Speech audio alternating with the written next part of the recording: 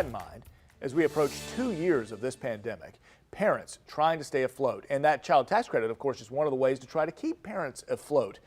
Now we've got Omicron spreading through the community, for better, for worse, for severe or not severe. It's still COVID-19 to think about. Many would be forced to stay home with their young children when their daycares close. And you know, Lou, that oftentimes amounts to women missing paychecks. Our Renata De Gregorio is on your side. She sat down with some parents who, Renata, right now they're really struggling. Yeah, they really are, Heather. And if you have a kid in school, then you probably know how this feels. This reality is not too far off for you. At daycares, children are still too young to get vaccinated, and some daycares are dealing with constant closures.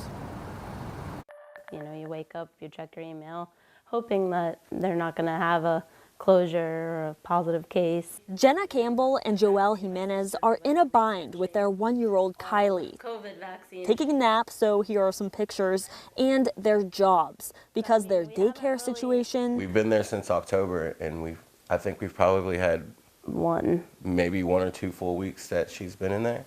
Daycare closures due to COVID are constantly pulling them out of work. And I'm scrambling last minute. It's like, who am I going to call to, hey, can you come to my house right now? As 1 in 3 people test positive in Duval County, Jenna and Joelle are not alone in this problem. My son's best friend's only gone like a few weeks. Amanda Terrell calls herself lucky because she was able to get a babysitter. I mean, right now you're on a break from work.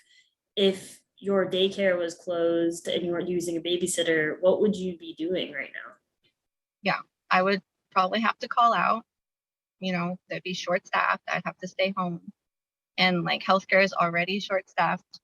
My manager had said, he was like, you know, it's taking women out of the workforce with these daycares closing. Part of a long-term problem, but for right now, Jenna and Joelle are just trying to make it through the next day of daycare. In the next half hour, we'll go to a daycare and check in on how they are doing. Live in Jacksonville, Renata De Gregorio, First Coast News, on your side.